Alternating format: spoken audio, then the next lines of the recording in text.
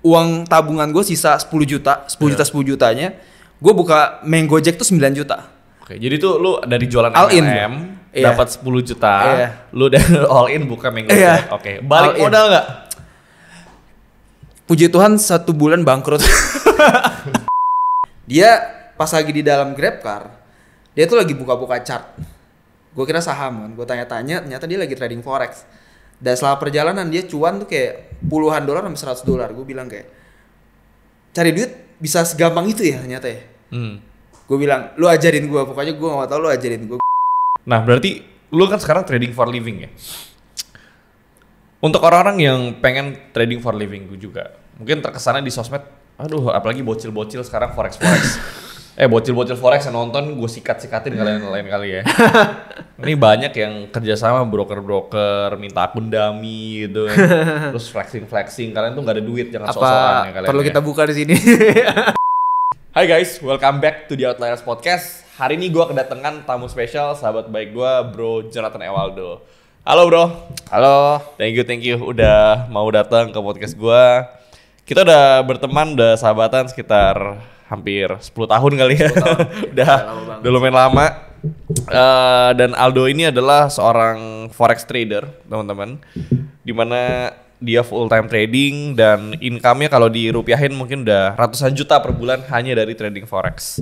Hari ini kita pengen kupas perjalanan dari seorang Jonathan Ewaldo.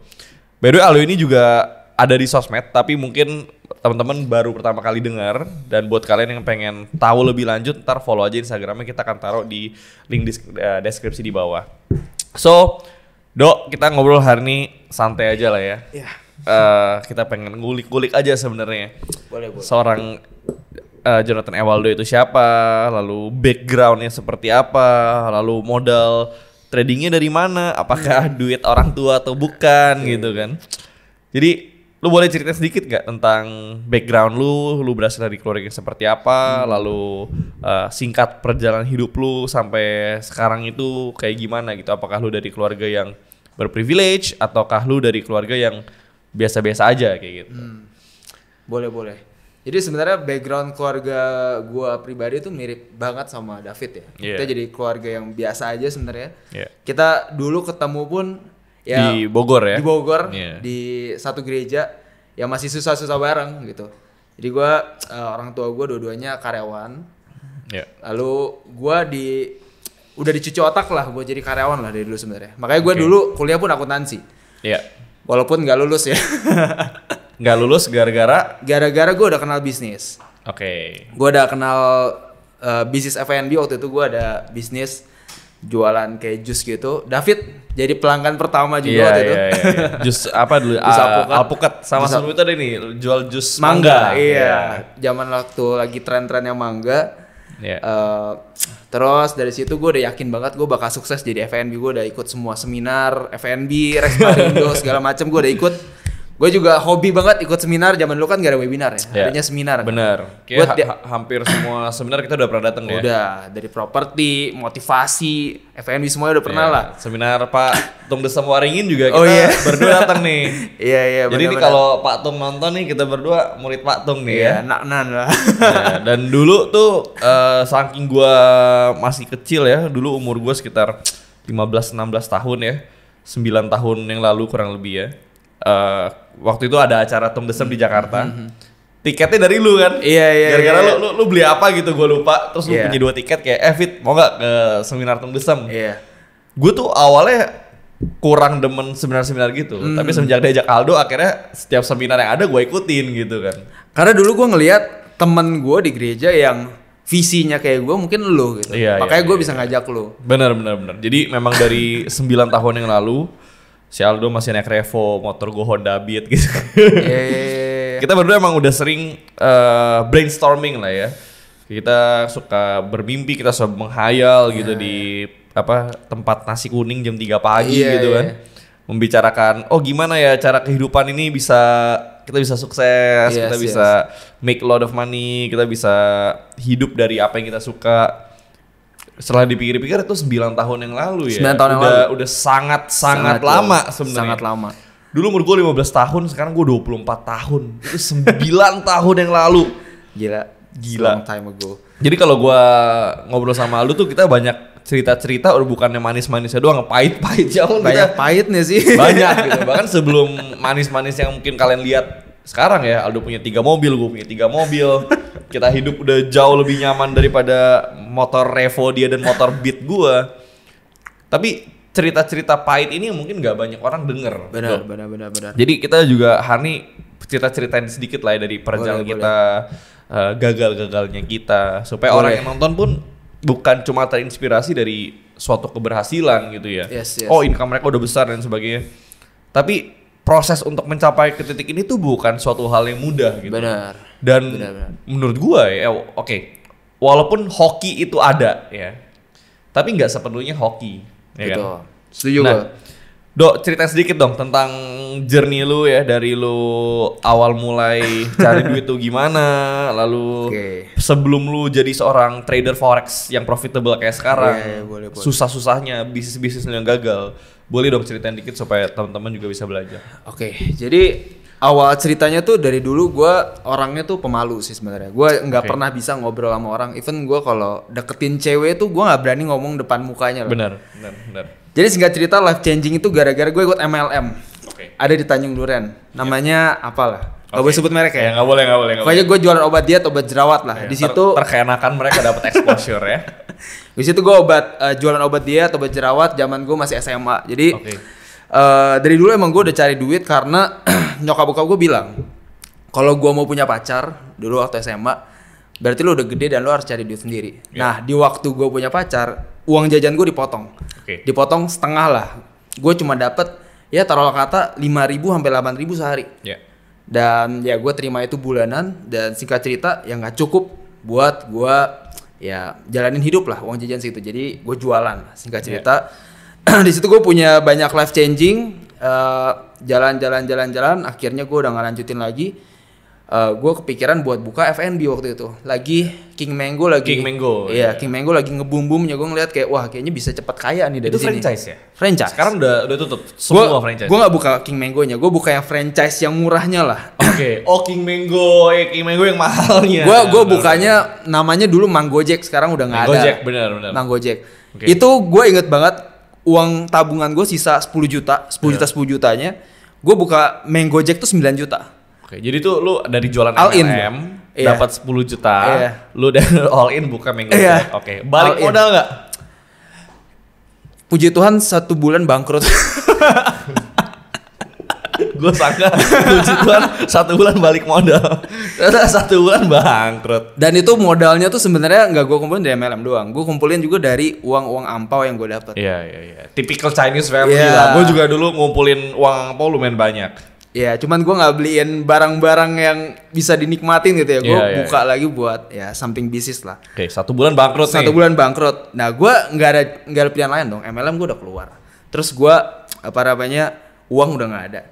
Ya udah gue pakai gerobaknya, gue modif jadi jualan alpukat. Oke, jual alpukat. Jual alpukat, namanya waktu itu Ini Teh Pocong. Ini Teh Pocong, bener. Buka di Superindo. Pahlawan Bogor. Iya, Superindo Pahlawan Bogor. Singkat cerita, itu pertama kali gue ngerasain punya uang 20-30 juta lah. Oh, untung waktu itu ya? Lumayan gede. Nah, gue kan orangnya nothing tulus ya. Ya udahlah, gue buka lagi waktu itu di Elos.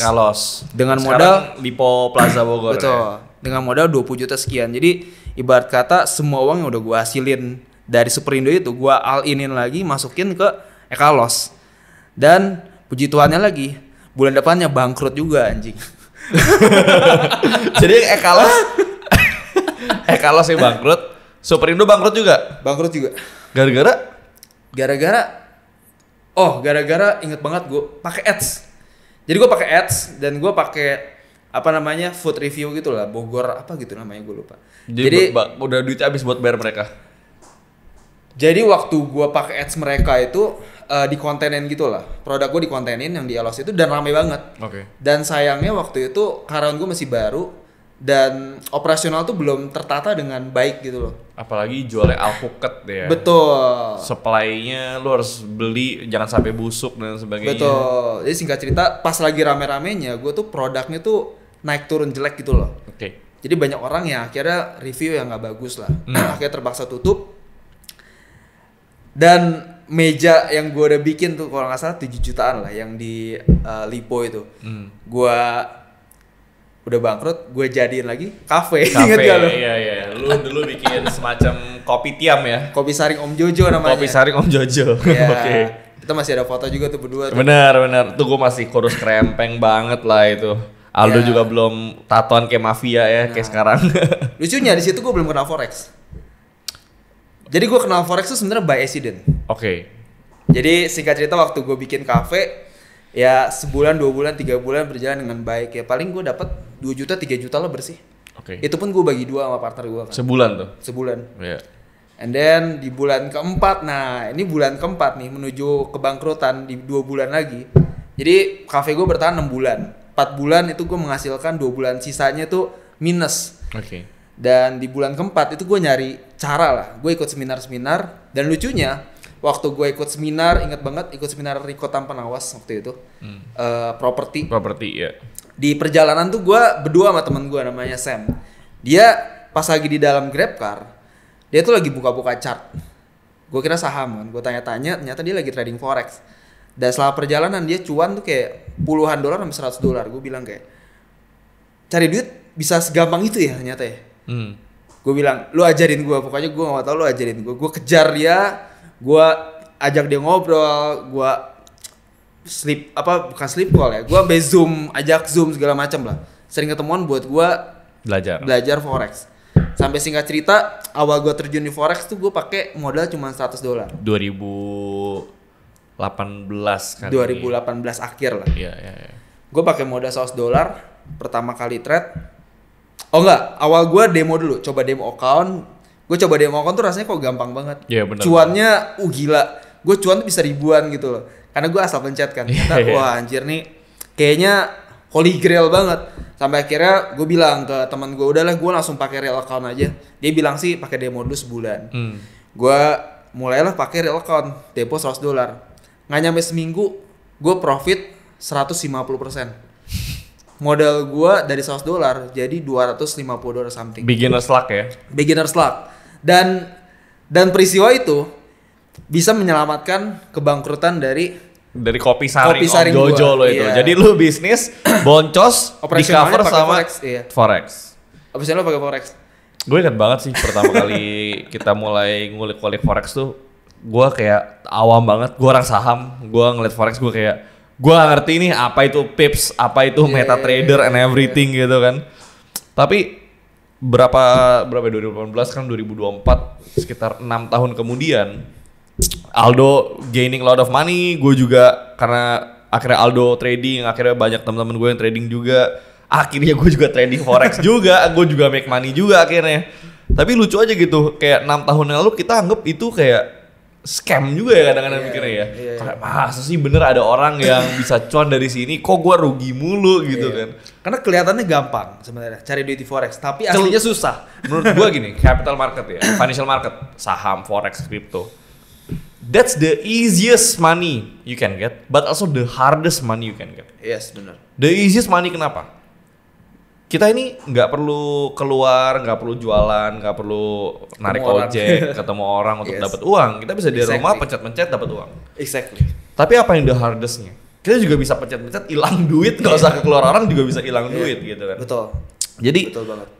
Apa yang terkesan mudah di mata orang, sebenarnya journey kita mencapai level sekarang. Betul. Itu 7-8 tahun minimal gitu. Betul. Kan. Sampai bisa ada di level dimana kita bisa comfortably making ratusan juta per bulan IDR ya, bukan dolar. Kalau dolar gue udah nggak di sini bikin podcast. Bisa making ratusan juta IDR gitu kan. Cuma dari rumah, cuma dengan trade, kita beneran trading for living. Setelah 8 tahun lewatin proses. Betul. Nah, gue sama Aldo ini juga dari 8 tahun lalu gue sempat jualan custom case, mungkin banyak yang udah pada tahu. Dan ketika jualan jus alpukat gue customer pertama dia, ketika jualan custom case dia customer pertama gue. Masih ada tuh fotonya sampai sekarang tuh. Aduh. Jadi dari zaman dulu kita emang udah ngelewatin banyak hal lah ya. Betul. Dan dari Aldo masuk kuliah sampai dia cabut kuliah ya. Tuh boleh cerita dikit nggak tentang lu, kayak kenapa lu nggak selesain kuliah lu? Oke, ini cerita lucu juga sih sebenarnya ya. Karena kadang tuh orang kalau udah megang duit, udah ngerasain bisnis ya, ya lu buat apa kuliah gitu. Bener. Itu gue juga mikirnya gitu. Cuma karena gue beasiswa, Lu gak ada pilihan. Gue gak ada pilihan selain menyelesaikan. Karena gue harus balikin 2 kali lipat duit beasiswa gue kalau gue gak lulus. Akhirnya udah gue lulus akhirnya. Sebenarnya gue berhenti kuliah tuh sama aja kayak gue bakar kapal sih. Saya itu gue lagi bakar kapal. Oke. Jadi Menarik. 2019 kan gue mulai trading forex. Iya. Dan yang tadi gue bilang, gue nge-flipping money dari $100 ke $250. Dan singkat cerita, gue kan banyak belajar juga kan, ikut kelas, terus juga gue ikut mentor-mentor yang banyak lah. Gue keluar duit buat belajar banyak. Iya. Gue dari 2019 sampai 2020 awal, itu perjalanan forex gue mulus banget. Gue ngubah dari $200 something itu ya, itu naik jadi 2.000-an, 3.000-an something. Oke. Di 10 situ kali berarti ya waktu itu ya. Yes. Cuman sebelum itu gue ada sempat MC beberapa kali lah. Dan ya terutama yang pertama kali gue nge-flip itu MC sebenarnya. Yeah. Jadi abis gue flip dari 100 ke 250, besoknya itu MC.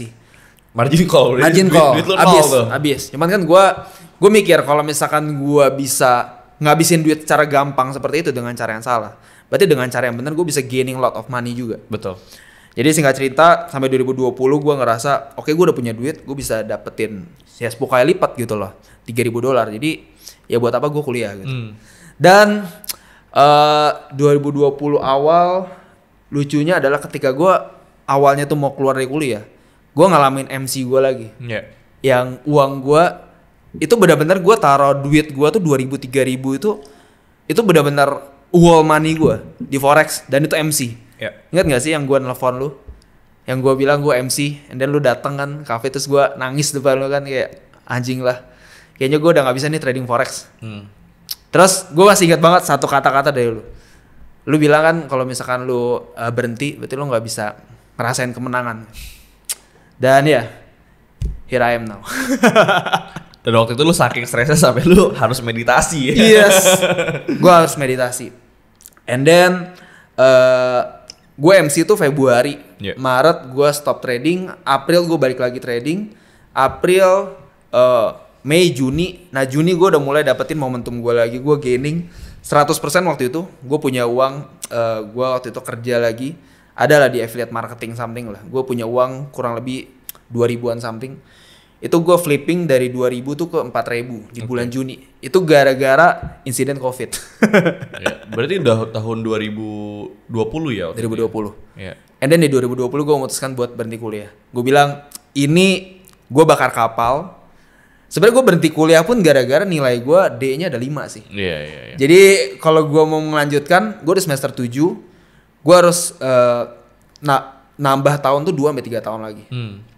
Jadi ya gue pilih untuk gue berhenti kuliah dan gue fokus di forex. Ini udah benar-benar jalan terakhir gue. Kalau gue nggak fokus dan berhasil di sini udah I'm done. Betul. Karena apalagi dengan stigma kita di masyarakat, kalau lu nggak lulus kuliah, potensi lu untuk dapetin kerjaan kan sebenarnya jauh lebih sedikit. Betul. Jadi pilihan lu ya lu jadi self-employed. Betul. Kita menghasilkan uang tanpa perlu ijazah, atau kita ngebikin bisnis sebenarnya kan waktu itu. Betul. Nah, ketika lu margin call itu, lalu lu meditasi, terus lu balik lagi dengan uang yang lu punya gitu kan. Kan pasti masih ada traumanya, pasti masih ada kebayang-bayang kegagalannya. Tapi gimana cara lu nge-overcome itu semua? Dan metode apa yang lu temukan sampai lu bisa jadi profitable sampai sekarang? Apakah metode yang lu pakai di 2020 dan 2024, 4 tahun kemudian, which is hari ini itu sama? Atau metodenya lu ubah-ubah terus dalam trade? Sebenarnya forex market itu ya, kalau orang ngomongin metode technical ya, menurut gue itu ngaruh cuma 20%. Oke. 80%-nya berarti psychology, mentality, money management dan lain-lain. Gue ngerasa gue bisa dapat momentum gue karena di masa itu gue I have nothing dulu sih. Oke. Mungkin dari psikologi jadi lebih gampang ya. Yeah. Karena gue belum punya gue belum punya pasangan, gue masih single, gue belum punya istri, gue belum punya keluarga lah. Yeah. Gue juga masih ditanggung sama keluarga gue, ibarat kata gue makan pun masih di rumah gitu loh. Jadi I have nothing to lose, dan ketika gue gagal ya udah nol lagi gitu loh. Dan gue bisa balik lagi gitu.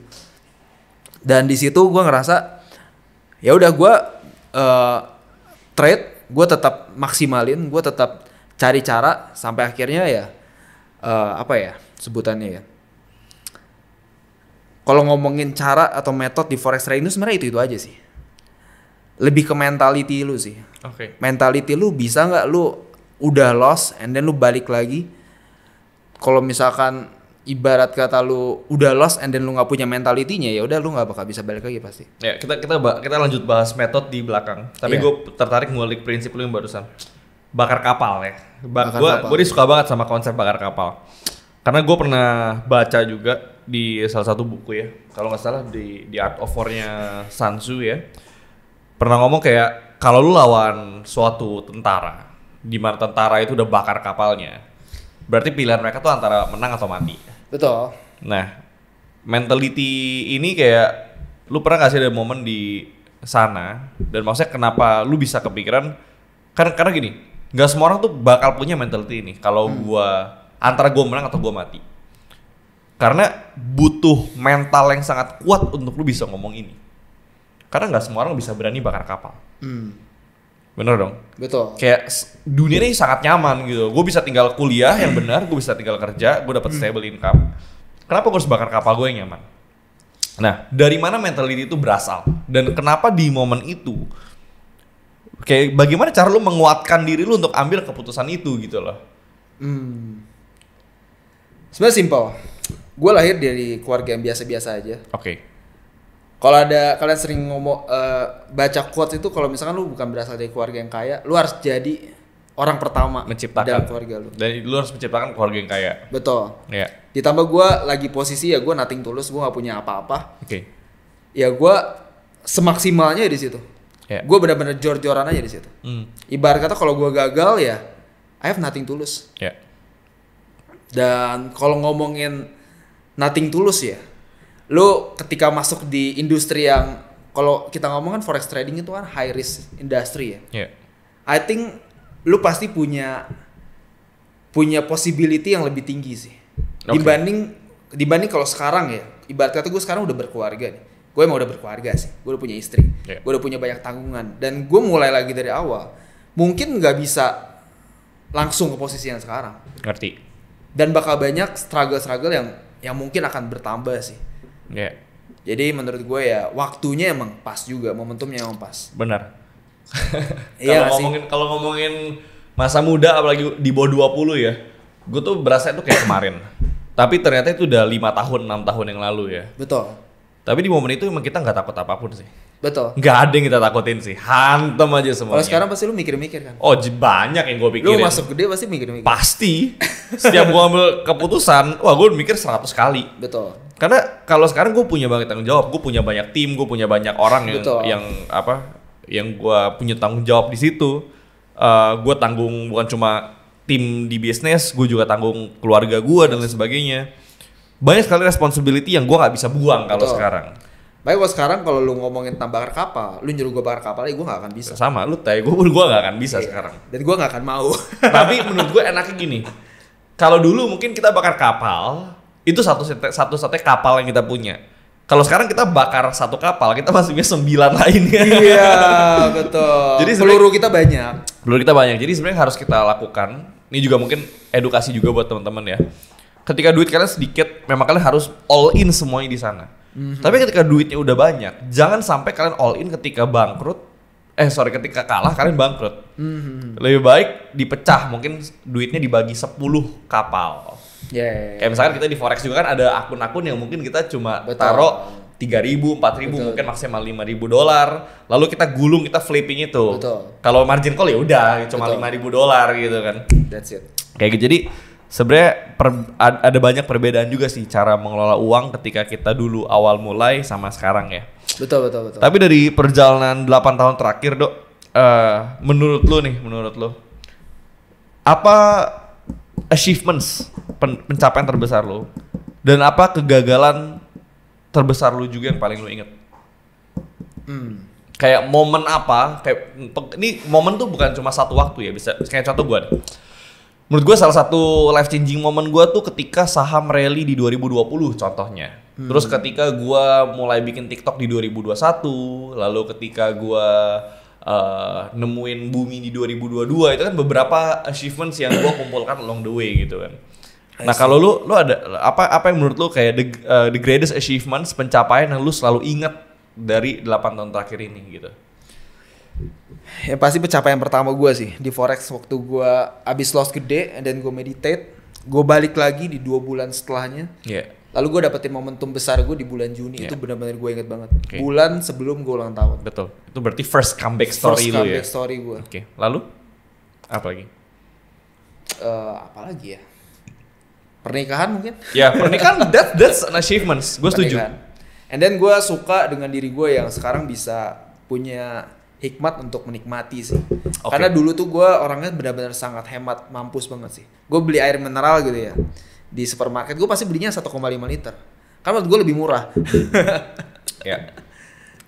Itu sih. Kalau kegagalan terbesar gue ya. Kegagalan terbesar ya itu. Gue waktu itu pernah masuk di robot. Itu menurut gue paling besar sih. Gue rugi sekitar 1,5 M. Cuman ya puji Tuhannya itu satu dari beberapa kapal yang gue punya. Ya. Jadi gue masih bisa happy, gue masih bisa senang, gue masih bisa lanjutin bisnis gue sih. Ini kita nggak usah going deep down, tapi mungkin kita pengen sentil sedikit aja ya. Apa yang lu pelajarin dari kesuksesan dan kegagalan itu yang penting sebenarnya. Kayak misalkan kegagalan, kita hilang duit sebagai seorang investor, seorang trader, kita pasti akan selalu losing money. Iya. Lalu dari achievements, dari lu pernah bangkrut, meditasi, dan lu comeback. Dari kesuksesan apa yang lu pelajarin? Dari kegagalan lu hilang duit sekian miliar itu, apa yang lu pelajarin? Sebenarnya itu yang paling penting gitu kan. Menurut lu apa yang lu pelajarin dari kesuksesan lu deh? Dari kesuksesan ya? Dari kesuksesan menurut gua, karena cerita lu lucu, lu meditasi, terus lu trading, terus lu cuan, apa hubungannya gitu loh? Apa yang lu dapetin dari meditasi itu yang bikin lu jadi cuan gitu kan? Yang gue dapetin ya dari meditasi ya. Meditasi itu sebenarnya ngebantu lu buat bisa menerima realitas sih. Iya, gue setuju. Iya, itu masuk. Karena realita di dalam kehidupan ini sebenarnya kadang suka berbanding terbalik sama yang kita harapkan. Ekspektasi dan realita ya. Iya. Kadang tuh jauh ketika lu nggak nyampe ekspektasinya ya sama realitanya. Lu pasti bakal menyesal dan lu ngerasa dunia ini nggak adil sama lu. Iya, setuju. Dan menurut gue itu yang paling penting ya di dunia finance ya, karena sometimes kita mencet ya kan, buy sell, kena SL. Ya kan? Lu bisa terima itu nggak? Kalau lu nggak bisa terima itu, lu nggak bisa terima kenyataan. Betul. Ya lu nggak bakal bisa ada di tempat ini sekarang gitu loh. Lu tetap trading tuh nggak bakal bisa. Agree. Seberapa cepat lu bisa move on dari sebuah kegagalan, itu juga merupakan salah satu faktor orang bisa sukses atau enggak menurut gua. Betul. Dan di waktu gua menerima kesuksesan itu ya, gua benar-benar melihat kalau kita tuh happy. Ini prinsip yang gua pegang. Kalau kita happy, kita nggak usah terlalu happy sih. Ngerti. Kalau kita sedih, kita nggak usah terlalu sedih. Iya, setuju. Ya sedih boleh lah, cuman ya nggak usah lama-lama. Iya, itu suatu emotional respons yang harus dimiliki semua trader menurut gua. Apalagi lu trading forex ya. Lu tuh menciptakan keputusan sehari itu bisa 10 kali. The volatility is crazy, man.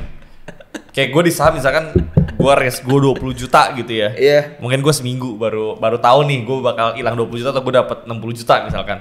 Tapi kalau di forex risk gua $1.500 5 lot. Iya. Berapa kali pencet udah 1.500 tuh. Betul.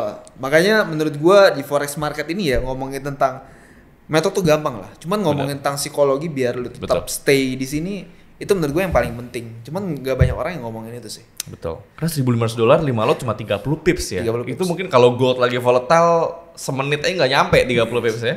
Decision fatigue lu habis sih. Habis. Cepet banget sih. Bener. Kalau lu lambat move on, lu nggak bisa scalping. Lu nggak bisa ada di market yang volatile sih. Betul. Ya. Kalau kegagalan, apa yang lu pelajarin dari lu sudah hilang sekian miliar itu? Gue kemarin sempat ngobrol-ngobrol sama lu kan. Iya. Lu pasti sudah mengcontemplating di otak lu kan? Iya. Kenapa gitu. Tapi menurut gua nggak ada untungnya kalau lu sesalin juga. Nggak ada untungnya kalau lu pikirin, lu tenggelam dalam kesedihan. Buat gua tuh nggak ada untungnya. Betul. Ini kita pikirin yang lu pelajarin apa? Yang gue pelajarin ya, gue sepertinya punya sindrom. Apa? Sindrom melihat rumput tetangga lebih hijau. Ini kalau bahasa keren namanya shiny object syndrome. Yes. Gue melihat sometimes kehidupan orang lain tuh enak gitu loh. Sometimes bisnis orang lain kayaknya legit. Bener. Dan sometimes gue ngelihat bisnis gue nggak gitu legit. Padahal mungkin orang lain melihat apa yang gue kerjain tuh sangat legit gitu. Betul. Jadi gue melihat oke nih ada easy money di sini, gue coba. Ada di sini gue coba. Yang akhirnya gue kena hajar. Ngerti. Sampai sekarang gue benar-benar realize, ya udah gue udah dikasih resource nih sebaik sekarang gitu loh di dalam industri gue, udah gue maksimalin deh. Setuju.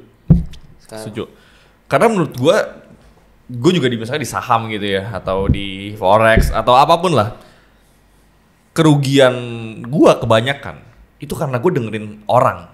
Bukannya gue nyalahin orang itu, maksudnya ketika gue nggak, karena gini, bisa jadi orang itu bener. Betul. Contoh orang ini bilang menurut gue gold akan naik.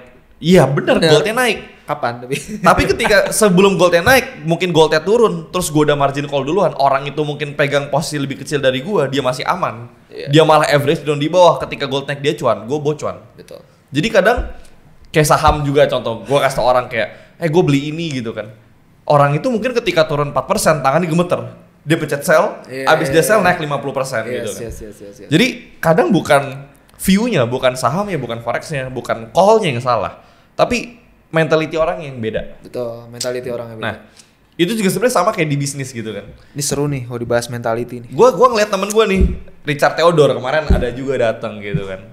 Pemilik 30 cabang sambal bakar gitu kan. Ya pemilik holdings gitu kan. Wah, enak banget lu bro, jualan F&B laku mulu. Lihat Andri Hakim gitu kan, ubah 500 juta jadi 150 miliar. Wah gila juga lu bro, all in gitu kan. Jadi banyak sekali orang-orang sukses yang, salah satunya Aldo juga ya, yang gue undang. Ada Anthony Cipto, beli Solana di bawah $10. Jadi cerita suksesnya macam-macam nih. Anthony sukses dari beli Solana di bawah $10, Andri gara-gara beli Fanny, Richard gara-gara bikin sambal bakar, gua juga ada cerita sendiri, lu juga ada cerita sendiri. Jadi sebenarnya kalau gua ngeliat jalan orang tuh memang beda-beda sih.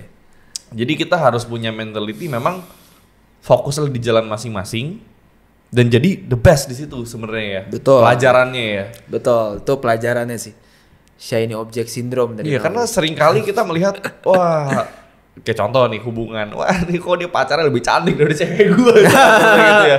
Atau misalkan kalau di market, kok orang portofolio lebih gede, kok dia hubungannya lebih happy, kok dia jalan-jalan lebih sering. Jadi, wah apalagi dengan sosmed, dengan dinamika, kita ngeliat Instagram, semua orang happy gitu kan. Cuma, lu setuju gak kalau gue bilang bahwa apa yang lu lihat di social media itu bukan kenyataan gitu loh. Panggung. Itu gue pernah ngomong salah satu podcast. Lu bandingin panggung orang sama punggung kita nih. Iya. Karena punggung behind the scene. Betul. Panggung kan highlight reels. Betul. Mungkin kalau panggungnya lu adalah lu beli mobil, lu pindah ke apartemen, lu menikah. Orang kalau bukain Instagram lu jalan-jalan ke Jepang, nginep di 5 stars. Enak banget nih orang ya. Tapi dia nggak tahu struggle jatuh bangun di belakangnya. Betul. Setuju. Orang lihat gue juga, wah mungkin hidupnya enak, tapi tim gue nih yang sama gue berbulan-bulan setiap hari sama gue tahu seberapa keras gue kerja. Iya. Jadi kalau gue ngomong I work my ass off, gue nggak bercanda. Ya, gue kerja literally I don't know 16 jam minimal gitu kan. Jadi memang selalu ada sacrifice dalam setiap pencapaian sih. Betul. Jadi gue setuju banget sama prinsip lo tentang jangan membandingkan. Nah tapi setelah lu ngalamin kegagalan itu dan lu sadar akan hal ini, apa yang lu mau ubah? Ya udah, fokus aja di kereta gue. Oke. Fokus di kereta gue tambahin gerbong gue sendiri. Nah, tambahin gerbong sendiri ini menarik. Contohnya nambahin gerbong lu sendiri ini apa? Apakah lu mungkin trade dengan lot yang lebih besar? Ataukah lu mungkin bikin bisnis yang sejalan dengan apa yang lu lakukan? Ya itu, salah satu itu. Oke. Jadi kalau misalkan gue ngelihat, oke nih ada orang sukses di F&B, ada orang sukses pakai robot, ada orang sukses pakai apa, ya udah biarkanlah dia berjalan. I build my own gitu. Setuju. Setuju, gue sangat setuju. Tapi kan kalau ngomongin trading di forex ya, 99% trader itu kan sebenarnya gagal. Sebenarnya mereka losing money. Karena apalagi forex volatility sangat tinggi. Kayak kita pencet gold 5 lot 10 lot. Betul. Kena 10 pips, 20 pips sudah sekitar 1.000 sampai 2.000 dolar loss ya, which is sudah 15 sampai 30 juta kan. Itu cuma dalam hitungan menit. Bagaimana cara lu bertahun-tahun ada di market bisa jadi bagian dari top 1% yang constantly profitable, dan berapa tahun untuk lu butuh mencapai ke top 1%, dan mentality apa yang harus lu punya untuk jadi top 1%? Ini menarik sih pertanyaannya. Kalau ngomongin tentang traders kan yang berhasil cuman di bawah 5% lah. Iya, tapi yang berhasil dengan duit itu maksudnya berhasil 1% lah kayaknya. Berhasil pakai duit receh itu sangat mudah menurut Betul, gue, ya. Jadi betul, 5% itu tuh kalian jangan bangga gitu kan. Betul. Di atas langit masih ada langit, di atas Betul. langit lagi ada angkasa gitu tuh.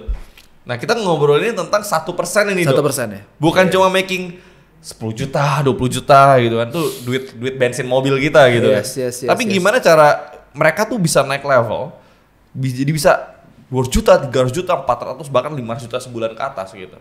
Apa yang membedakan? Yang membedakan kedisiplinan menurut gua.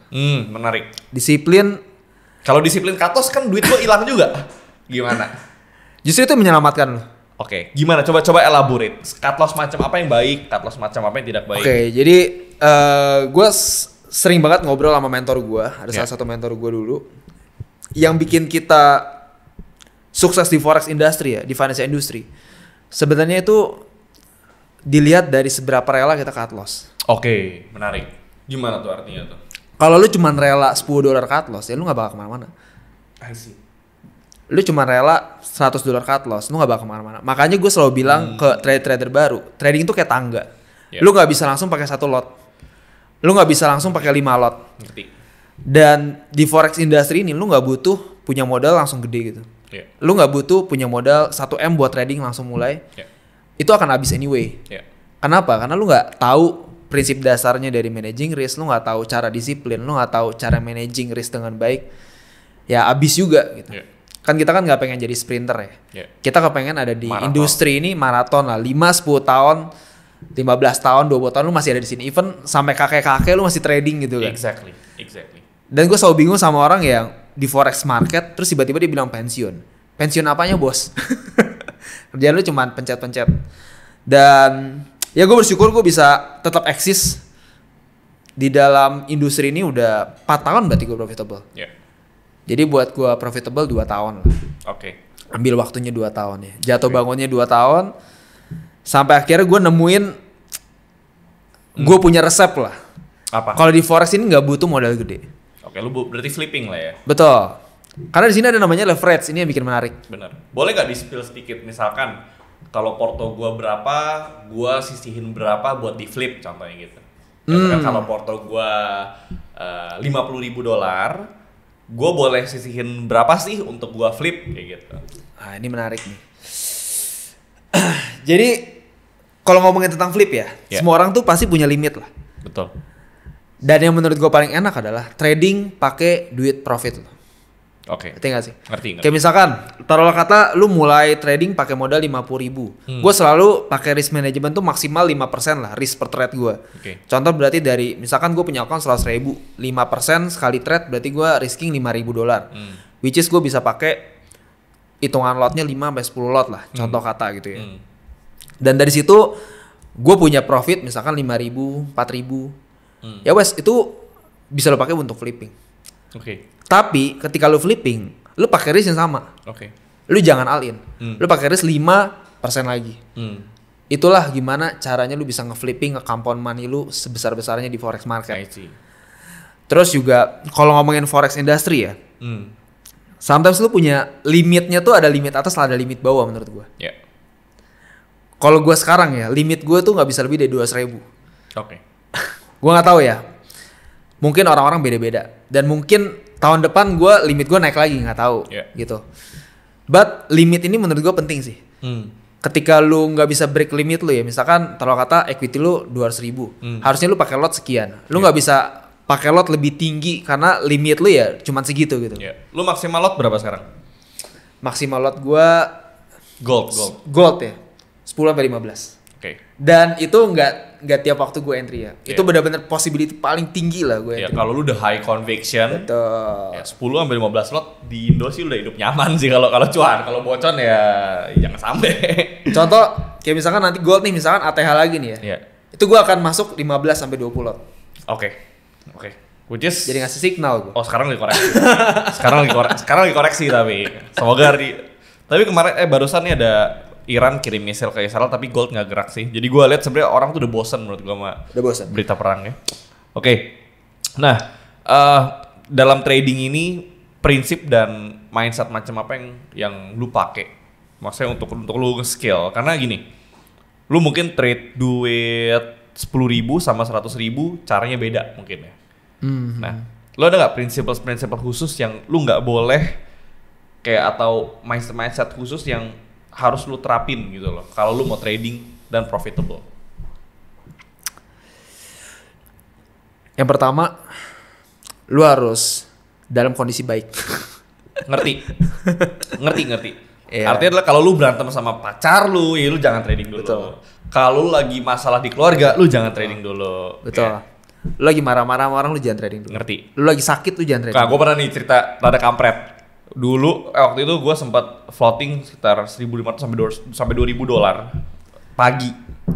Siang gue pergi beli kopi, mobil gue keserempet. Sialan. Iya, gue ingat lu cerita tuh. Malam gue trade hilang 1.500 bos. Jadi duit yang gue kumpulin dari pagi nih, gue kumpulin mobil gue keserempet. Udah benerin mobil, untuk asuransi sih. Tapi udah gue sial keserempet mobil. Pokoknya adalah beberapa kesialan lagi waktu itu. Malamnya gue bocuan lagi, gue cut loss kan. Gue waktu itu main 5 lot di gold berapa kali, 2-3 kali losing trade, hilang pokoknya profit gue hari itu. Gue suka kayak coba gue nggak trade. Jadi memang betul sih menurut gue, kita harus ada di emotional state yang stabil. Ya. Itu menurut gue poin pertama paling penting sih. Yeah. Banyak orang yang lagi nongkrong sama temen trading. Asli, bener. Ditanyain kan, lu dicuan belum? Gerungkat pasti lu. Jamin sama gue. Kayak, apaan sih lu nanya-nanya anjing. Jadi benar-benar harus lu sendiri, diam. Kalau bisa di trading room. Oh ya, gue ada cerita lagi nih. Yang paling penting sih lu trading di trading room sih. Ngomongin trading room tuh bukan yang lu punya PC segala macam ya. Punya monitor 10 Ya mungkin kedepannya ketika lu udah profit lu bisa bangun itu. Tapi menurut gua trading room tuh benar-benar tempat yang benar-benar peacefully buat lu kerja lah. Iya. Walaupun mungkin lu taking order pakai HP ya. Betul. Lu taking order juga sering pakai HP kan? Gua pakai handphone. Tapi nganalisnya pakai trading view di monitor. PC. Iya. Di trading room gua. Iya, gua juga sebenarnya gua lebih nyaman pakai HP sih kalau taking order. Betul. Jadi gua ada cerita lucu. Gua ngelanggar rules gua. Untuk gua kan biasa bilang kalau misalkan gua lagi ada di luar, gua akan pakai account kecil gua atau ya gua trading iseng-iseng. Oh, sama kayak gua. Atau ibarat kata gua nggak trading sama sekali lah. Sama kayak gua. Jadi ada satu kejadian di saat gua lagi di Jepang, waktu itu lagi liburan. Tahun ini gua di Jepang lagi liburan. Gua iseng, gua loginin account gua ngeliat karena di Gold ini lagi ada high. Wah, ini bagus banget lah gue ngeliat. Ini setup gue banget. Rugi 20.000 gue. Anjir. Masuk berapa lot? Gue masuk 15 lebih lah. 15 sampai 20 lot. Gue rugi 20.000. Berarti kan lu tahan 1.000. Enggak, gue gak nahan. Gue scalping. Oh, lu scalping, betul. Oh, lu revenge terus. Dan posisinya gue tradingnya lagi di kereta. Terus maksudnya 20.000 lu 15 lot tuh berarti lu harus kalah 100 pips lebih ya? Karena gue scalping. Gue nggak satu kali entry, gue berkali-kali entry. Itu benar-benar emotional state gue lagi nggak stabil dan ya itu gue lagi ada di Kyoto lah posisinya. Itu gue lagi naik kereta, benar-benar lagi hectic banget. Jadi gue maksain. Bentar, 20.000 tuh 300 juta lebih. 300 juta lebih. Itu the whole your honeymoon trip. Yes. Dikali 5 lah ya. Yes. Dan gue cerita ke istri gue ya. Gue mau sedih pun tapi gue lagi di Jepang. Berarti lu sebenarnya bisa 5 kali honeymoon trip ya? Tuh gue mau sedih, gue lagi check-in di Ritz kan. Jadi gue mau sedih pun gimana, ya udahlah, pelajaran. Jadi gue selalu bilang ya, dimanapun itu lu trading tuh di trading room lah gitu. Iya. Kalau lagi di luar tuh pasti ada posisi-posisi bodoh yang Asli. Emosi lu yang mimpin. Gue kalau lagi liburan iseng-iseng trade tuh biasa boncos. Dan boncosnya biasa puluhan juta juga ya. Iya. Bener-bener. Nah, gue penasaran sebenarnya kayak money management, psikologis lu. Tadi kita ngomongin tentang money management, psikologis. Lu punya trading system gak sih yang mengatur itu semua gitu? Iya. Kayak misalkan money management, risk per trade lu berapa, risk and rewardnya seperti apa, lalu bagaimana cara lu handling loss atau bagaimana cara lu handling kemenangan lu. Oke. Lalu apakah lu punya prinsip cut your losses fast and let your profit run, batas SL lu berapa? Coba jelasin detailnya dong ke kita. Oke. Sebenarnya ngomongin trading forex itu metode banyak banget ya. Kalau ngomongin tentang technical, ngomongin tentang fundamental, sentimen, perang segala macam itu semuanya ngaruh. Yeah. Cuma menurut gue yang paling penting itu yang pertama lu punya kedisiplinan, yang kedua lu tahu kapan waktunya lu trade. Kan di forex itu ada session market kan. Yeah. Ada New York, ada London. Ya di luar itu lu nggak usah trade gitu. Oke. Dan yang ketiga yang ngomongin tentang metode yang bikin gue nge-compound account gue sekarang ya gue pakai metode simple aja lah, price action. Price action, Mungkin supply semua, demand. yes. Mungkin semua lu juga mungkin pakai gitu loh di saham gitu loh. Yeah. Ya sebenarnya itu aja sih. Kalau ngomong risk management ya 5%. 5%, 1-5%. Terus gue punya prinsip-prinsip yang gue ambil dari historical trade gue. Kita kan punya jurnal. Iya, iya. Harusnya sih kalau lu udah profitable lu punya jurnal ya. Semuanya pasti ngejurnal. Supaya lu bisa belajar dari kesalahan lu yang lama dan akhirnya lu bisa avoid itu di masa depan. Iya. Dan lu bisa mengulangi kemenangan lu yang lu tulis di jurnal. Iya.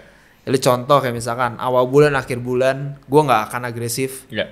Ya kan, karena mostly gue kalah gede itu di awal dan akhir bulan. Iya. Jadi ketika lu udah punya jurnal tentang itu ya lu ngapain forcing trade di awal dan akhir bulan gitu. Dan menurut gue, dan menurut gue itu hal-hal yang bikin gue tetap survive di industri ini sih. Iya. Karena industri ini sebenarnya kalau lu nggak punya disiplin, lu nggak punya apapun sih. Gak punya apapun. Karena ini industri yang buka dari pagi sampai tengah malam. Betul. Lalu lu kalau lu ngomong opportunity, setiap detik pun sebenarnya ada opportunity. Apalagi lu pakai M1 kan trading. Exactly. Lu M1 lu scalping atas bawah hajar juga bisa. Betul. Apa yang gue pelajarin juga, apa yang menyelamatkan seseorang adalah kedisiplinan. Disiplinan. Dan kalau ngomong cut your losses fastest ya, itu semua prinsip yang harus dipunya sama forex trader atau saham semuanya lah. Oke, nah sekarang gini, lu ada batas nggak kalau SL maksimal berapa pips, kalau taking profit berapa, terus kalau dia udah naik berapa pips baru lu pasang stop loss di break even di modal. Lu biasa gimana? Kalau gue biasa ngatur risk itu maksimal gue tuh ngelihat setup ya. Ngomongin tentang price action. 30 pips maksimal lah. Gue nggak akan mau ngambil risk di atas 30 pips. Berarti kalau 30 pips slot lu kecilin dong atau gimana? Gue kecilin. Gue atur lagi dari risk per trade gue seperti apa. Oke. Karena kan yang bisa kita atur cuma risk management kita kan.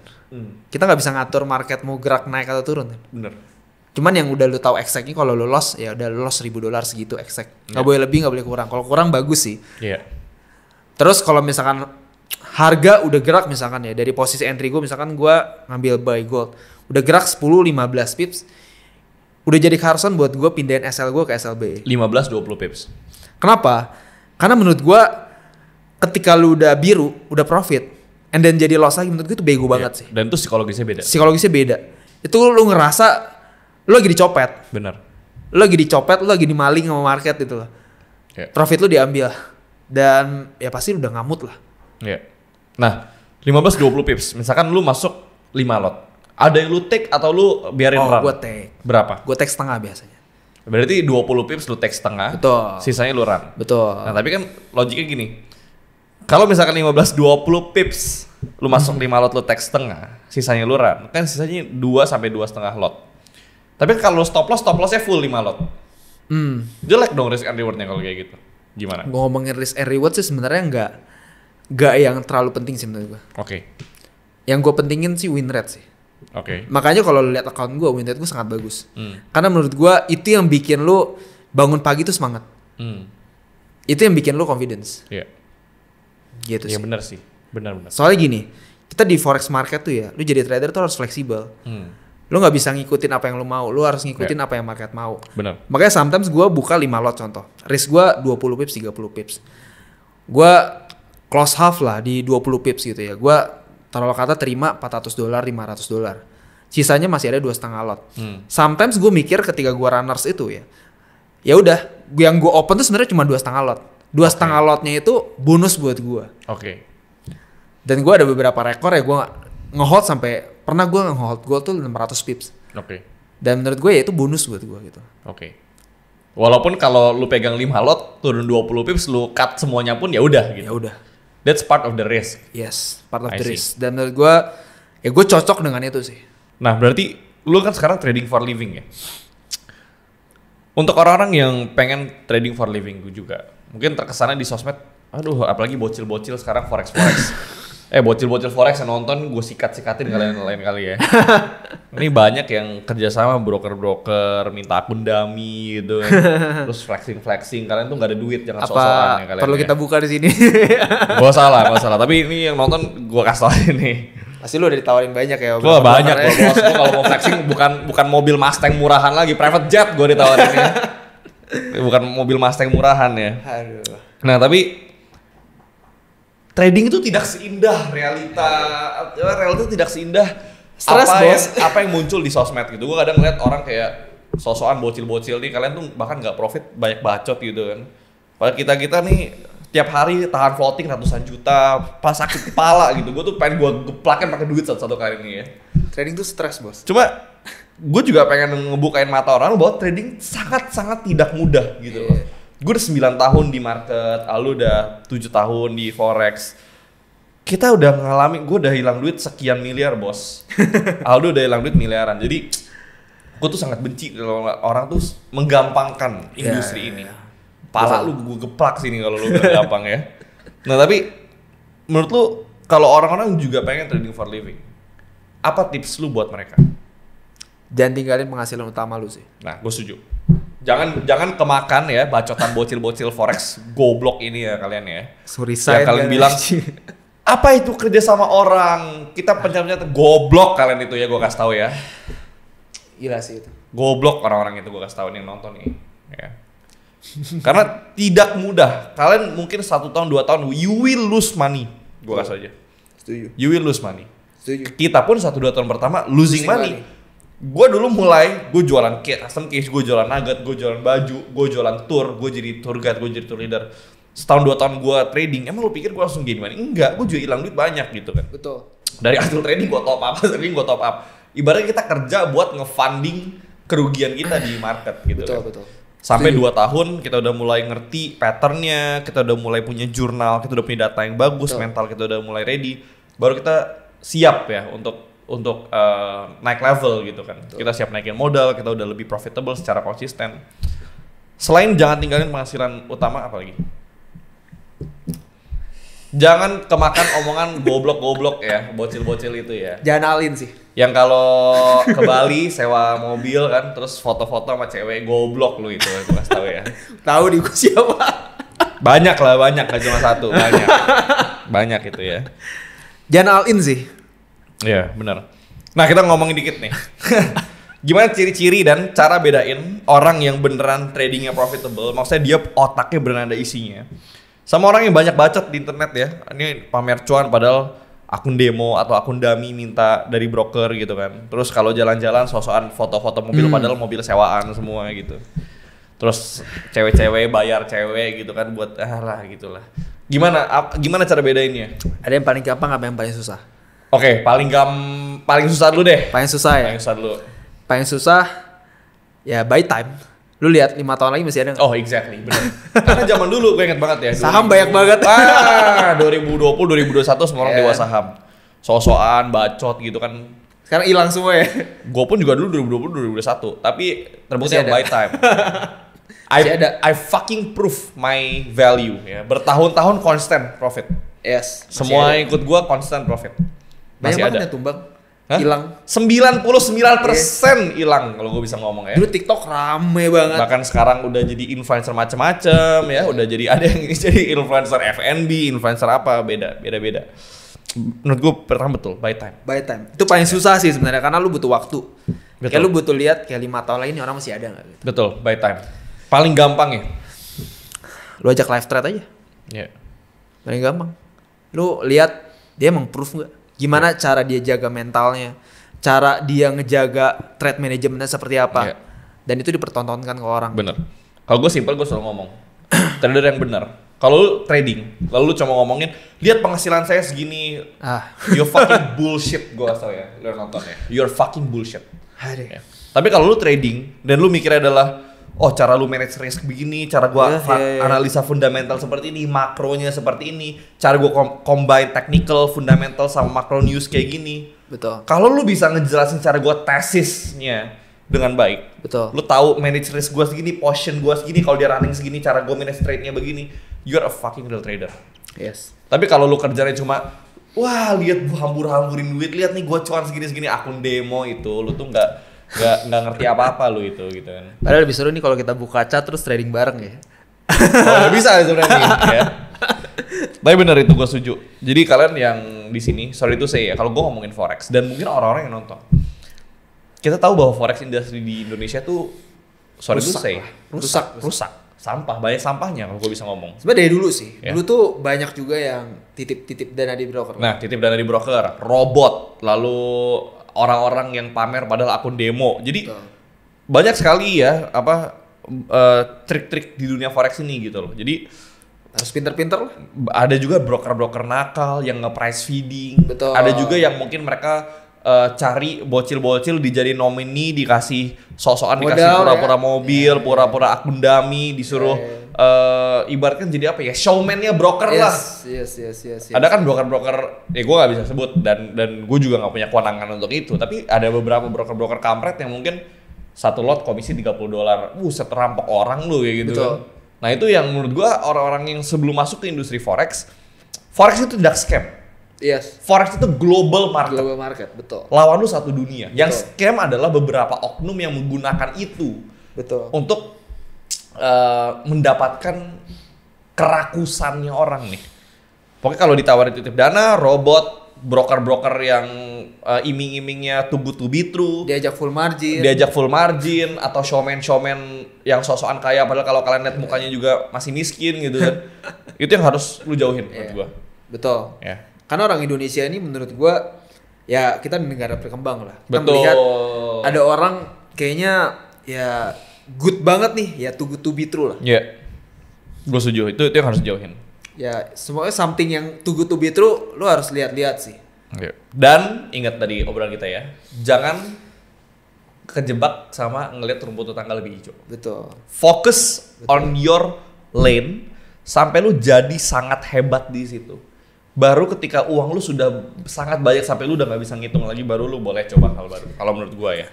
Karena di Indonesia ini lucunya konten flexing tuh lebih ramai daripada gua bikin konten liatin chart, cara gua entry tuh sepi. Oh, betul. Sepi sekali. Betul. Dan itu juga salah satu realisasi kita ya, betul. Karena gua pun dulu ketika gua bikin TikTok, ya gua juga dulu gua tanpa gua pembelaan, gua anak umur 21 tahun ya, pertama kali gua beli Mercy ya. Ya gue merasa diri gue hebat gitu kan, gue posting rame gitu kan, gue bilang oh lihat gue umur 20 tahun, 19 tahun, uang gue sekian.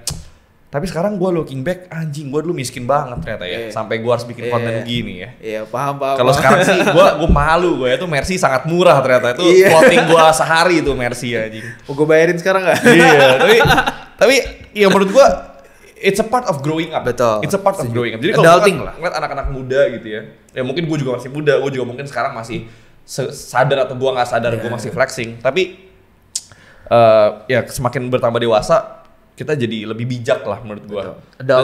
Adulting kita lebih bijak, kita lebih bijaksana dalam bertutur kata, dalam kita membuat konten gitu ya. Betul. Itu juga menurut gue proses yang harus dilewatin sama anak-anak muda di industri ini menurut gue. Setuju sih. Dok, lu di 8 tahun perjalanan lu ini, lu punya mentor nggak atau siapa orang yang lu admire? Dan apa best advice, saran terbaik dari mentor lu itu yang sangat life changing, sangat lu inget sampai detik ini dan advice itu benar-benar ngerubah hidup lu gitu? Gue punya mentor namanya Kowil ya, mungkin nanti Kowil ada juga nonton di sini. Menurut gue dia salah satu mentor gue di Indo yang ngubah cara pikir gue, dan gue ngelihat dia tampilannya kayak mafia forex gitu kan. Di forex ya berarti ya? Di forex, betul. Gue ngelihat kayak wah kayaknya kalau gue jadi dia keren gitu. And then waktu itu pernah kita ada gathering gitu, gue ikut. Gue dari Bogor jauh-jauh masih kuliah. uang gue masih dikit banget lah. Gue trading pun masih pakai 0,01 lot. Yeah. Sama Stephen juga bareng-bareng. Cuma Stephen trading udah gede banget lah. Ngobrol-ngobrol. Yeah. And then pas pulang gue diajak makan bareng sama dia. Oke.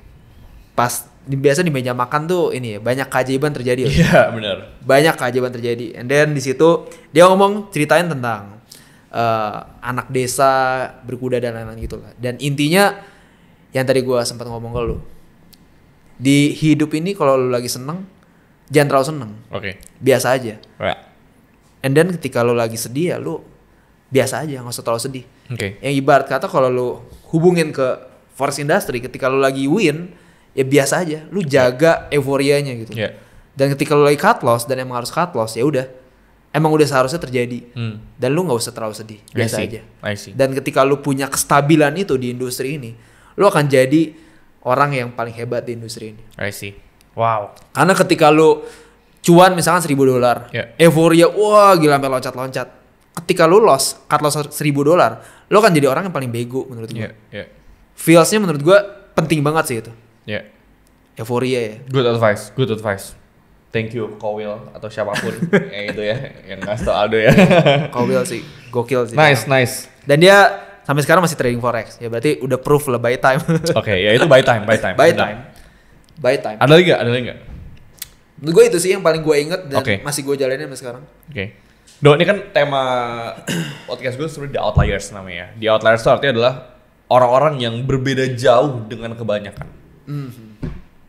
Outliers adalah orang-orang yang terkesannya seperti rebel, seperti keluar dari Jalur ya.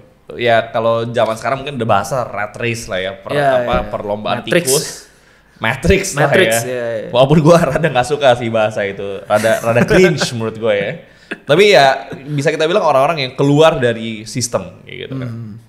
Ya mungkin orang-orang lain dapat 100, dia dapat 1000, itu namanya outliers gitu. Iya. Dan di forex industry, kenapa lu gue undang juga kesini karena lu juga adalah salah satu outliers di forex industry.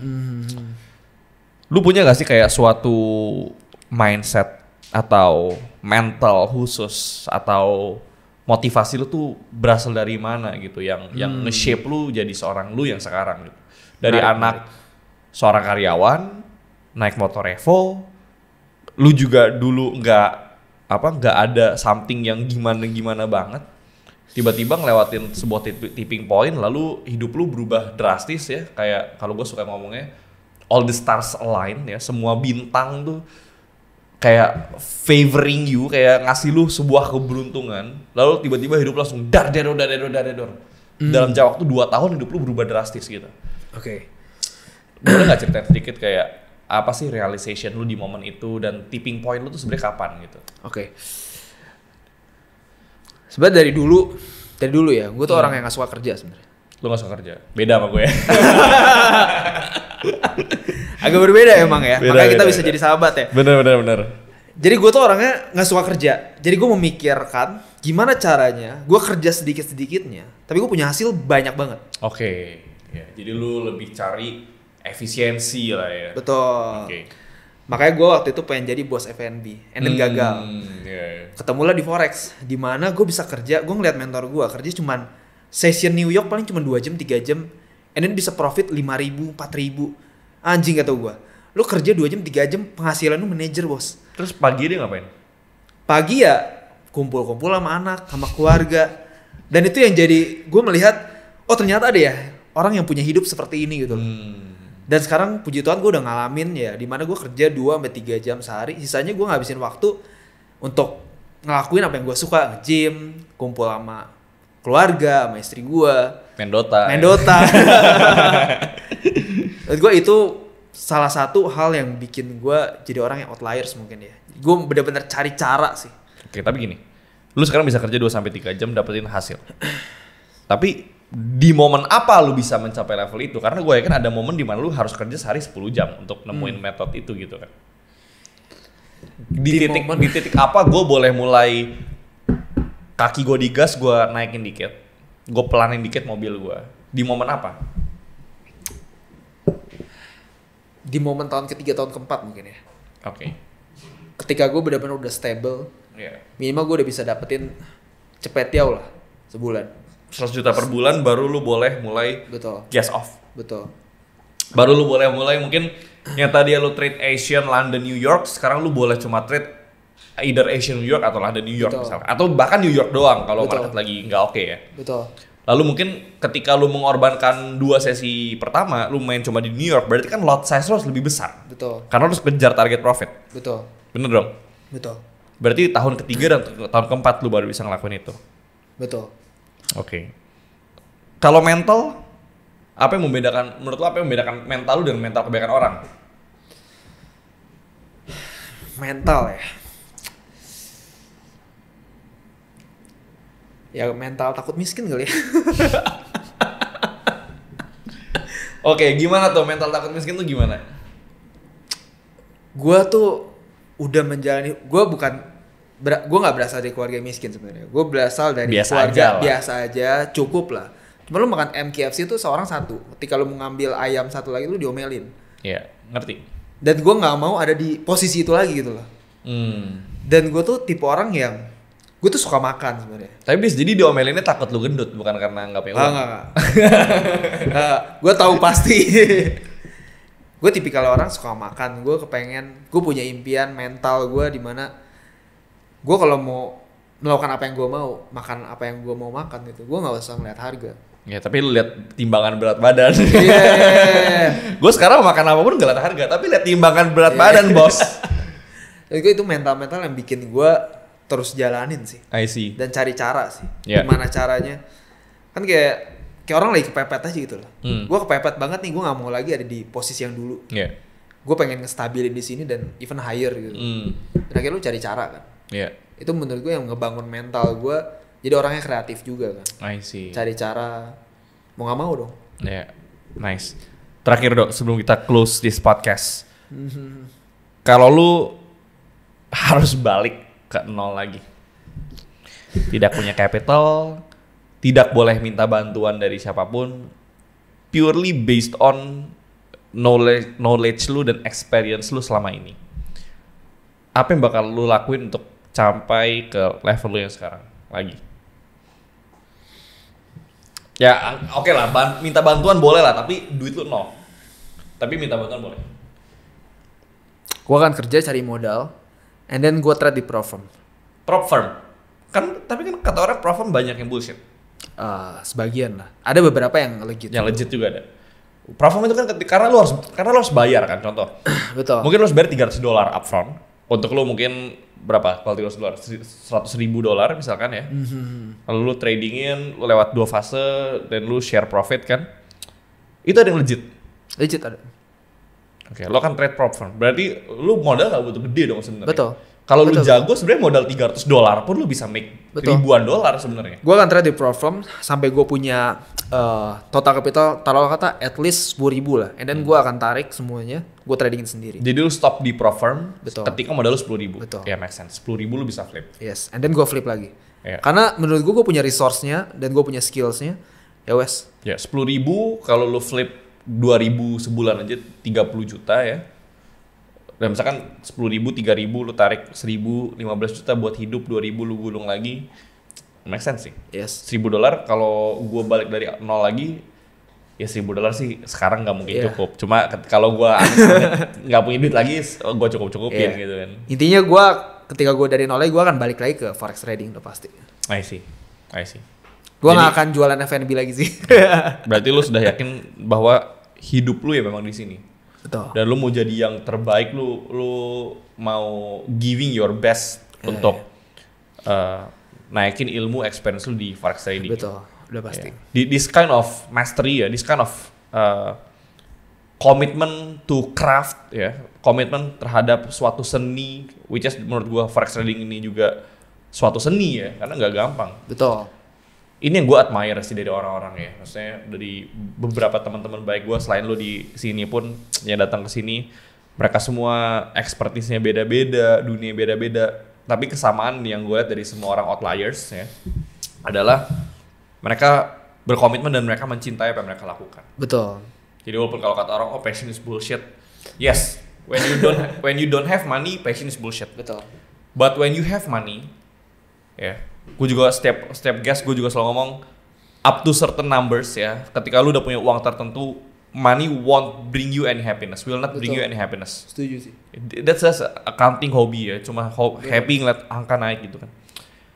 Jadi apa yang ngebikin kita tetap kerja? Ya you need to enjoy. Betul, Enjoy what you do gitu kan.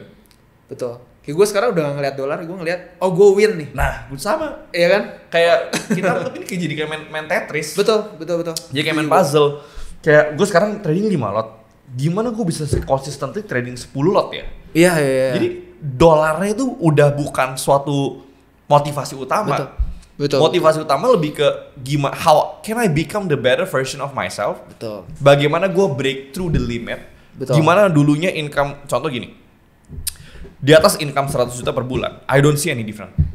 Yes. Gue sudah tidak merasakan itu. Berarti hidup gue udah gak berubah sekitar 5 tahun kurang lebih. Mau income gue miliaran per bulan, I don't see any difference. Yeah. Jadi gue suka uang. Nggak, buat gue munafik kalau orang gak suka uang. Iya, benar. Tapi gue juga tipe orang yang menghasilkan uang dengan cara yang benar gitu. Karena kalau gue mau ngasilin belasan miliar, broker udah banyak yang siap sponsorin gue private jet bos untuk gue jualan kalian gitu kan. Benar. Jadi sama seperti Aldo ya, gue lebih memilih untuk menaruh hidup gue untuk mastering my craft, untuk becoming the better version daripada cuma mengejar uang. Yes, setuju sih. Terakhir sebelum ini benar terakhir sebelum kita close. Apa satu hal terpenting atau apa satu beliefs terpenting tentang uang yang lu percaya? Dengan uang kita bisa menjadi orang yang lebih baik. Oke, I agree. Tapi gimana caranya? Caranya lu bisa memberi ke lebih banyak, lu bisa support keluarga lu bisa ajak keluarga besar lu jalan-jalan. Ya sesimpel lu ngajak mereka ke 5 stars yang mereka nggak pernah alamin, nggak pernah rasain sendiri pakai uang mereka. Even kalau gue ngasih uangnya pun belum tentu mereka pakai untuk kesana. Ngerti. Dan itu bener-bener feels yang like a butterfly di hati gue itu kayak wah gila. Nyata waktu kita kesana tuh biasa aja. Waktu mereka kesana itu rasanya nggak biasa. Ya dengan uang lu bisa menjadi orang yang lebih baik menurut gue. Ya, tapi that's why uang jadi nge-track gue dengan hal-hal baik. Karena lu sudah baik. Kalau lu nya jahat, uang bisa bikin lu tambah jahat bos. Betul. Jadi basically kalau kata orang uang kaca pembesar, gue setuju. Betul. Tapi kan ada orang yang bilang kayak orang yang kaya jahat, akhirnya dia nggak bisa jadi kaya. Oh ya, exactly, itu mental block. Mental block ya. Yeah. Uang bisa merubah orang jadi lebih baik. Oke. Tapi lu merasa ini nggak apa kayak setelah melewati momen apa? Karena gini, lu dan gue sama-sama dibesarkan dari keluarga yang sangat sederhana. Bahkan keluarga gue mobil aja nggak punya gitu, sorry to say gitu kan. Nyokap bokap gue seumur hidupnya pegang duit miliar aja nggak pernah. By the way gue nggak tahu, mungkin bokap gue pernah tapi dia bangkrut orang penting. Gue juga nggak peduli by the way. Tapi ada suatu mental block yang ditanamkan oleh keluarga kita di otak kita dari kita masih kecil. Dan itu gue kasih tahu sangat sulit untuk nge-break mental block itu. Makanya kenapa kita selalu bilang 1 miliar pertama is the hardest. 10 miliar itu buat gue jauh lebih mudah daripada 1 miliar gitu. Setuju. Nah, bagaimana cara lo nge-break mental block itu? Caranya adalah lu bergaul dengan orang-orang yang exactly, gue setuju. Punya pikiran outlier sih. Betul. Gue tuh tipe orang yang kalau bisa dibilang gue tuh bukan anak penurut sih. Jadi lu liatnya tangan lu nih, tato kan? Mungkin bapak lu gak mau ngasih sini lu nih. Gak sih, gak cerita waktu gue mau keluar kuliah pun gue benar-benar ribut besar sama bokap gue. Yeah. Dan gue bilang gue berhenti kuliah bukan gara-gara gue males. Ada hal yang gue harus fokusin di forex gitu loh. Yeah. Dan ya udah, lu kan sering ngomong juga kan. Kita tuh boleh dengerin orang yang kita mau hidupnya kayak betul. Ya kalau misalkan, ini bukannya sombong ya, tapi menurut gua ini ada benernya. Iya, setuju. Ini ada benernya, sangat ada benernya. Karena apa yang masuk di kepala kita, itu kita akan menjadi seperti itu. Exactly. Apalagi kalau kita menghidupi kan. Exactly. Kehidupan itu tershape dari pikiran kita, which is itu termasuk dari omongan orang yang masuk ke kita, pergaulan kita. You are what you believe. Betul. Kita akan menjadi siapa yang kita percaya. Kalau kita percaya making angka sekian mudah, bener. Karena zaman dulu waktu zaman kuliah ya, gue ngelihat mungkin ya orang punya income ratusan juta tuh nggak mungkin. Karena lingkungan kita paling income-nya 10 juta, 20 juta tuh udah gede lah gitu. Nyokap gue bahkan dulu 4 juta sebulan bos jualan nasi kuning bos. Mungkin dia udah ngeliat itu gede. Iya itu bahkan itu we are barely dan betul. Itu gue beasiswa dari kuliah. Dari sekolah dari kuliah. Kalau nyokap gue harus bayar uang sekolah swasta sekarang 1 juta sebulan. Mana cukup bos duit nasi kuning gitu kan. Betul. Sampai akhirnya kita ngelihat di dunia luar yang ada loh orang yang ngasilin tuh sehari miliaran gitu. Sehari loh. Banyak sekali orang ya kan? Ngasilin miliaran sehari. Dan kita ngobrol sama dia juga di meja yang sama. Oh anjing, nyata energinya kayak gini. Exactly. Betul. Dan itu adalah orang-orang yang mungkin harus lu denger sih. Betul. Jadi menurut gue memang kalau lu pengen breakthrough dari suatu mental block, kelilingnya gini. Impian terliar lu itu hari terburuknya mereka. Udah sesimpel itu. Benar. Impian terliar lu itu hari terburuknya mereka. Betul. Dulu mungkin impian kita punya income 100 juta per bulan. Sekarang itu yang terburuk. Terburuk itu ya. 100 juta per bulan tuh gue barely living. Gue bayar karyawannya sebulan kayak mepet-mepet segitu ya. Jadi memang dan ketika lu semakin tinggi, hidup tidak semakin mudah, gue kasih tau aja. Stress level sebenarnya semakin tinggi. Hidup semakin sulit, tanggung jawab semakin banyak ya. Betul, setuju gue. Ya apalagi lu kayak ada di sosmed, lu dilihat oleh ratusan ribu orang, you should look like a perfect person. Yes. But I tell you one thing, no one is perfect. Kita semua punya struggles masing-masing, kita semua punya kegagalan masing-masing, kita semua punya stresnya masing-masing. Betul. So just enjoy your process. Nikmatin setiap detik lu berjuang. Karena sebenarnya di kondisi sekarang yang paling kita kangenin apa, Dok? Apa ya? Gue sih momen berjuang.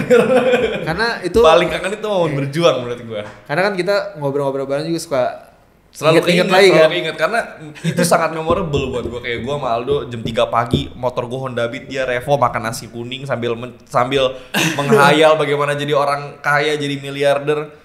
Dan tapi 8 tahun suka bermimpi kita. Suka bermimpi. Dan 8 tahun kemudian here we are now living the dream kan. Yes. And we are so grateful for it. Kita sangat bersyukur, itu berkat Tuhan menurut gua. Yes. Setuju.